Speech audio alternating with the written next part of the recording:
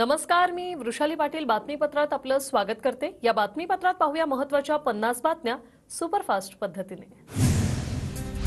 उद्या महाराष्ट्रातील 8 तर देशभरातील एकूण 90 जागांसाठी मतदान पार पडणार। निवडणूक आयोगाकडून मतदानासाठी उद्याची तयारी पूर्ण। मावळ लोकसभेसाठी अर्ज भरण्याचा आजचा शेवटचा दिवस। मावळमध्ये चौथ्या टप्प्यातील मतदान 13 मे रोजी होणार आहे। आतापर्यंत 18 अर्ज दाखल।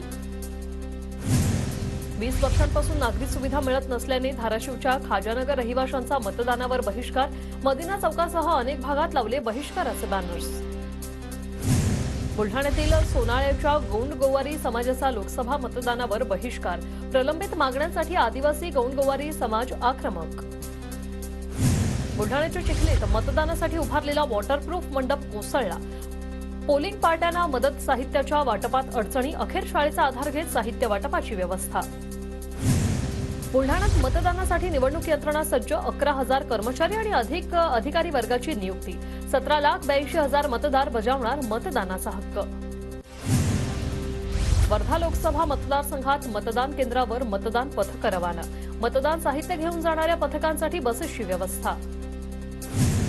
बुलढाण्यात निवडणूक सामग्री मतदान केंद्रावर पोहोचवण्यासाठी 270 बसेसची प्रशासनाकडून व्यवस्था। लोकसभेच्या पार्श्वभूमीवर प्रशासन सज्ज। अकोला लोकसभा मतदारसंघात उद्या मतदान। जिल्हा निवडणूक विभाग सज्ज। जिल्ह्यात 110 बसेसची प्रशासनाकडून व्यवस्था। यवतमाळ वाशिम मतदारसंघातील निवडणूक कर्मचाऱ्यांची तयारी पूर्ण। मतदानाच्या पार्श्वभूमीवर पोलिसांचा चोख बंदोबस्त। अकोला लोकसभा मतदारसंघासाठी उद्या मतदान होणार। 10,000हून अधिक निवडणूक कर्मचाऱ्यांकडून तयारी पूर्ण। नांदेड लोकसभेसाठी उद्या दुसऱ्या टप्प्यातील मतदान प्रक्रिया पार पडणार। निवडणूक कामासाठी 10,637 कर्मचाऱ्यांची नियुक्ती। वर्धा लोकसभा मतदारसंघात मतदानासाठी प्रशासन सज्ज। जिल्ह्यात कलम 144 लागू तर पोलिसांचा चोख बंदोबस्त। हिंगोली लोकसभा निवडणुकीसाठी 10,000 कर्मचारी तैनात। पोलिंग पार्ट्या मतदान केंद्रावर रवाना। निवडणूक अधिकारी जितेंद्र पापळकर यांची माहिती। यवतमाळ वाशिममध्ये मतदानादरम्यान उष्माघात होऊ नये म्हणून विशेष काळजी। निवडणूक अधिकारी आणि कर्मचाऱ्यांसाठी पोलिसांकडून 4,000 फूड पॅकेट्स तयार। नंदुरबार लोकसभेचे महाविकास आघाडीचे उमेदवार गोवाल पाडवींकडून उमेदवारी अर्ज दाखल। अर्ज भरण्यापूर्वी पाडवींकडून शक्ती प्रदर्शन तर निश्चितपणे जिंकणार पाडवींना विश्वास। महायुतीच्या जळगावच्या उमेदवार स्मिता वाघ यांच्याकडून उमेदवारी अर्ज दाखल। महायुतीच्या नेत्यांच्या उपस्थितीत भरला उमेदवारी अर्ज। शिरूर लोकसभेचे महायुतीचे उमेदवार शिवाजीराव आढळराव पाटलांकडून उमेदवारी अर्ज दाखल। अर्ज भरण्यापूर्वी अजितदादांच्या उपस्थितीत रॅली। आढळरावांचं जोरदार शक्ती प्रदर्शन। छत्रपती संभाजीनगरमधून महायुतीचे उमेदवार संदीपान भुमरेंकडून उमेदवारी अर्ज दाखल। अर्ज भरण्यापूर्वी मुख्यमंत्री शिंदेंच्या उपस्थितीत जोरदार शक्ती प्रदर्शन। सांगलीतील काँग्रेस मेळाव्यात विशाल पाटलांच्या समर्थनार्थ घोषणाबाजी। हातात बॅनर घेऊन कार्यकर्त्यांकडून घोषणाबाजी।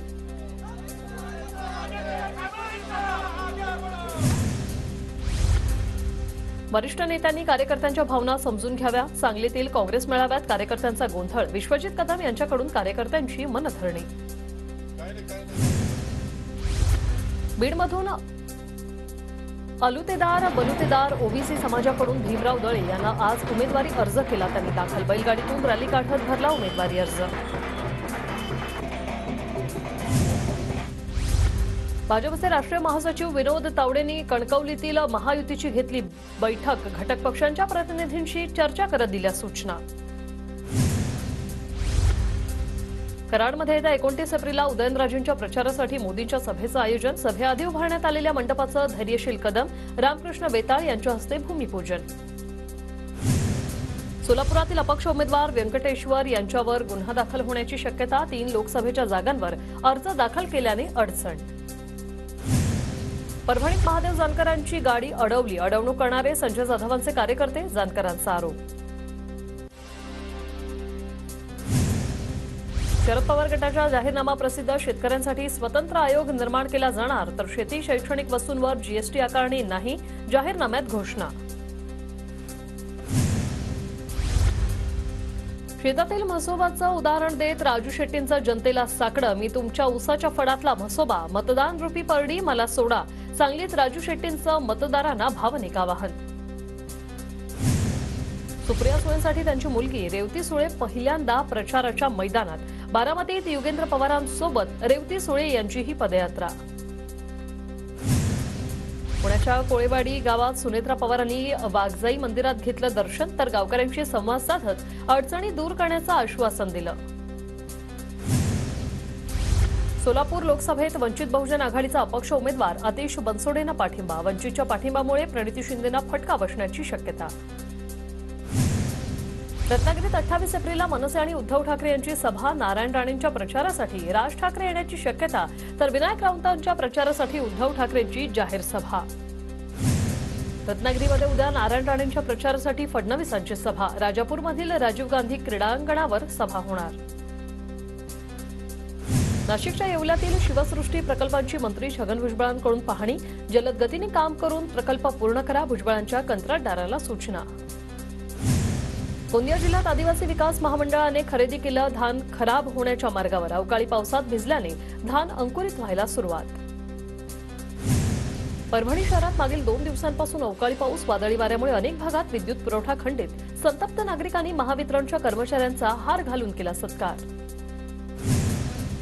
पुण्याच्या मोरगावात महावितरणच्या महिला कर्मचाऱ्यावर हल्ला, हल्ल्यात महिलेचा मृत्यू। घटनेच्या महावितरणच्या कर्मचाऱ्यांकडून निषेध। मुंबई आग्रा महामार्गावरून नाशिकला जाणाऱ्या 4 चाकी वाहनाचा अपघात, 8 प्रवासी जखमी। योग्य वेळेत उपचार मिळाल्याने वाचले जीव। भंडारा जिल्ह्यात ठिकठिकाणी वादळी वाऱ्यासह अवकाळी पावसाची हजेरी। काढणीला आलेल्या पिकाचं नुकसान, पंचनामे करून नुकसान भरपाई देण्याची शेतकऱ्यांची मागणी। गोंदियामध्ये अवकाळी पावसामुळे आंबा पिकाला फटका, बागायती शेतीचंही मोठं नुकसान। आर्थिक मदतीची शेतकऱ्यांची मागणी। वाशिम जिल्ह्यात 2 दिवसांपासून अवकाळी पाऊस सुरू। अवकाळी पावसामुळे ज्वारी, मका, भाजीपाला या पिकांचं नुकसान, शेतकऱ्यांची चिंता वाढली। पुणे आणि लातूर जिल्ह्यात कोथिंबीरीची आवक वाढली। आवक वाढल्याने दरात घट, गृहिणींना दिलासा। किरकोळ बाजारात कोथिंबीर 20 ते 25 रुपये जोडी। ठाणे जिल्ह्यातील अंबरनाथ आणि बदलापूरमध्ये 2 दिवस पाणीपुरवठा बंद। तांत्रिक कामांसाठी बॅरेज जलशुद्धीकरण केंद्र 12 तास बंद। पावसाळी वेळापत्रकात कोकण रेल्वे मार्गावर वंदे भारत आणि तेजस एक्सप्रेस धावण्यावर प्रश्नचिन्ह, तर आयआरसीटीसीच्या संकेतस्थळावर 10 जून नंतर गाड्या रद्द झाल्याची माहिती। कोटक महिंद्रा बँकेवर रिझर्व्ह बँकेची कारवाई। ऑनलाईन आणि मोबाईल बँकिंग तसंच क्रेडिट कार्ड वितरणास मनाई। 2023 मधील त्रुटींचं निराकरण न केल्यानं कारवाई। नाशिकमध्ये जिल्हा मध्यवर्ती सहकारी बँकेच्या तोट्यात असलेल्या 11 शाखेंचं लवकरच विलीनीकरण होणार। बँकेची ढासळणारी आर्थिक परिस्थिती पाहता बँका बंद करण्याचा प्रशासनाचा निर्णय। जुन्या मुंबई पुणे महामार्गाच्या रुंदीकरणाचा मार्ग मोकळा। खडकी रेल्वे स्टेशन समोरील हॉटेल आणि चित्रपटगृहासाठी जास्त नुकसान भरपाईसाठी याचिका, कोर्टाने याचिकेवरील स्थगिती उठवली। शिवाजी पार्कात पोलीस परेड आणि अन्य कामांमुळे माती काढण्यास दिरंगाई। पोलीस परेडसाठी अतिरिक्त माती मैदानात न टाकण्याचे पालिकेचे पत्र। आंतरराष्ट्रीय प्रवासी वाहतुकीत पुणे देशात 9व्या स्थानावर। वर्षभरात विमानतळावरून प्रवाशांच्या संख्येत 18% वाढ, मात्र आंतरराष्ट्रीय उड्डाणपुलात पुणे मागेच।